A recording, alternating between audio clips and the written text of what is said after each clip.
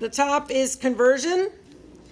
So you're going from grams to deca. Again, DA is deca. It's the only one up here that has a D and an A in it. Deci doesn't. Deci's just D, deca's DA. So you're going from grams to deca. That is one step this direction. Again, if you want to get them right, I'd recommend the arrow and the number. If you're positive you're going to get it right, I'm not going to count it wrong if you don't do that. So you need to move this decimal point one step, so that's between the 6 and the 7, so it's 6.7001. Centimeters to millimeters, centi to milli. That's one step that direction. So I'm going to take this decimal point, I'm going to move it one over, that's 12.9. Liters to milli, liters to milli, 1, 2, 3.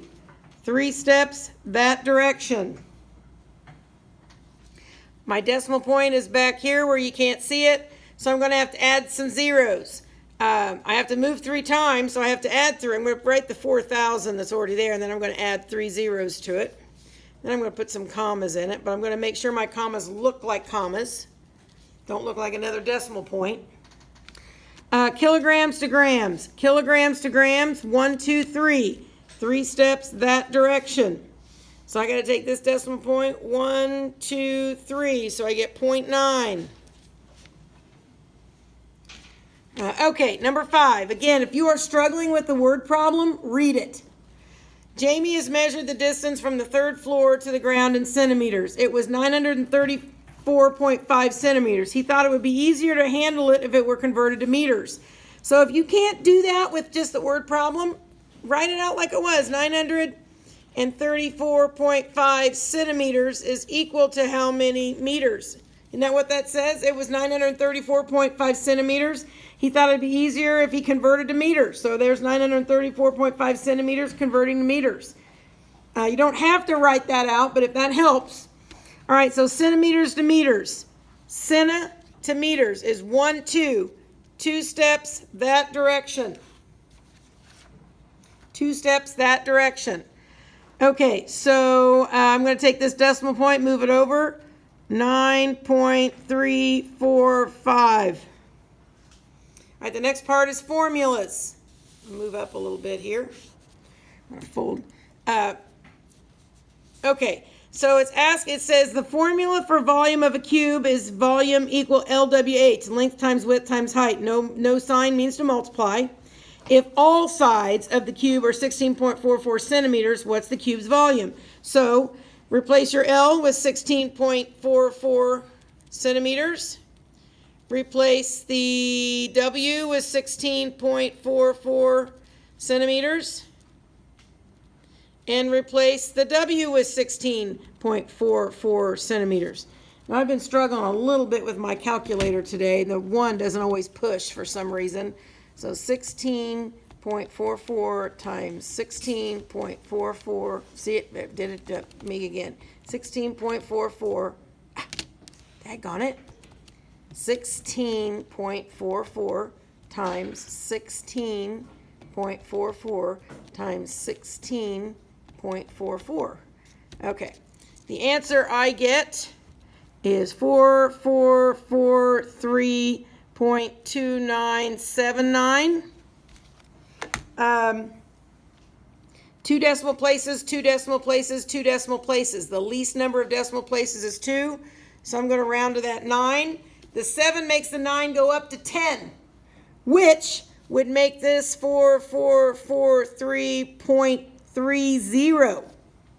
That's kind of a weird round because it's a 9. Anyway, I took centimeters times centimeters times centimeters, so I get cubic centimeters. I get SCM with a little 3 on it. The next one, you are moving a big box. How much power will it take if it has a mass of 32.88 kilograms and you are moving it 120.1 meters in 300 seconds? Your formula is mass times distance divided by time.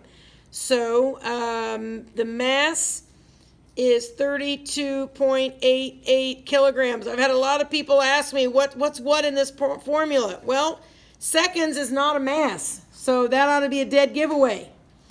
Kilograms is a mass.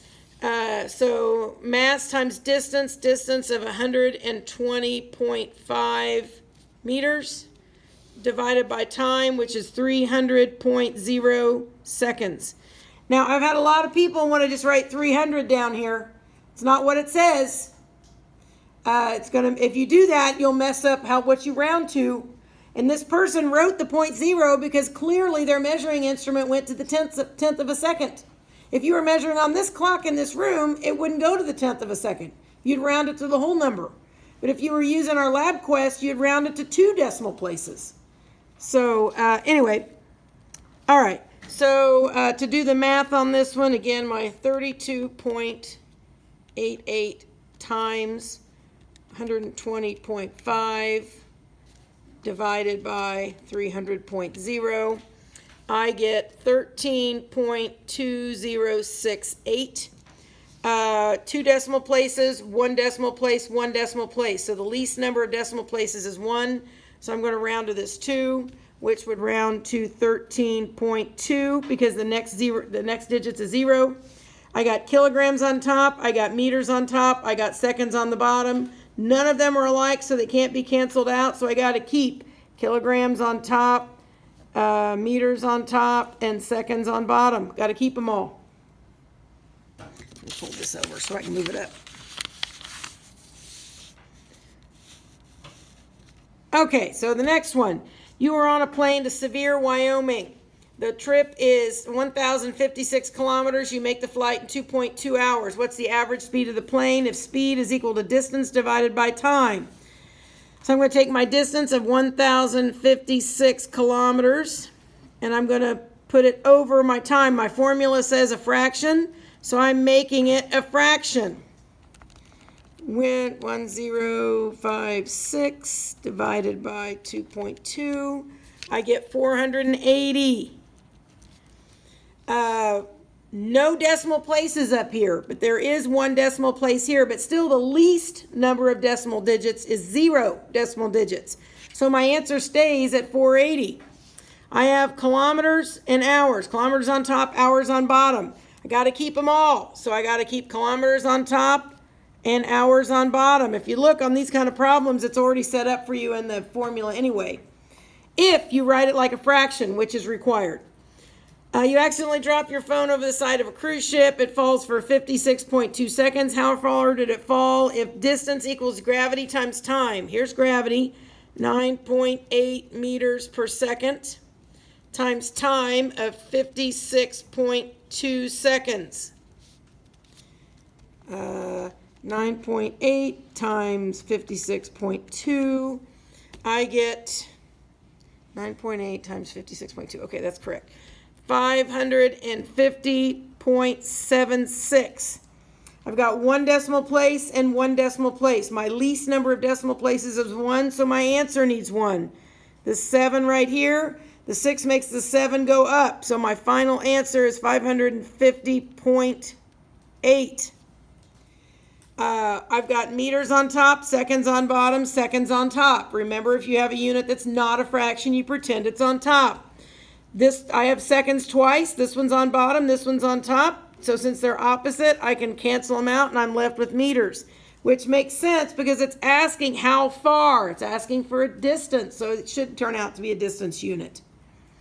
The last one. This one has a little problem because the formula asks for diameter and it gives radius.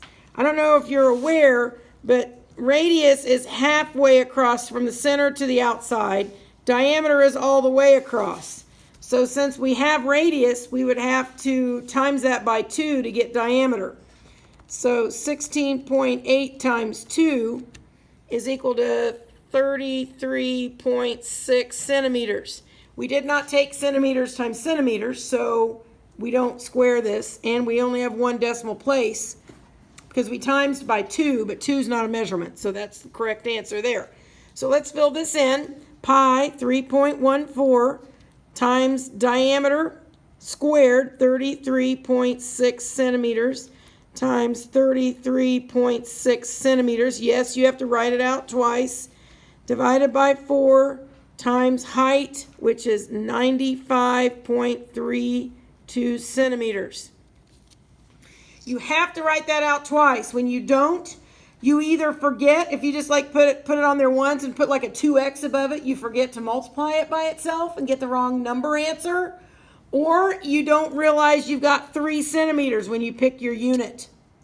So that's why we do that. It's not to waste your graphite. 3.14 times 33.6 times 33.6 divided by 4 times 95.32. That's the way I do it. There's a lot of ways you can do it, but the answer is 84475.7867.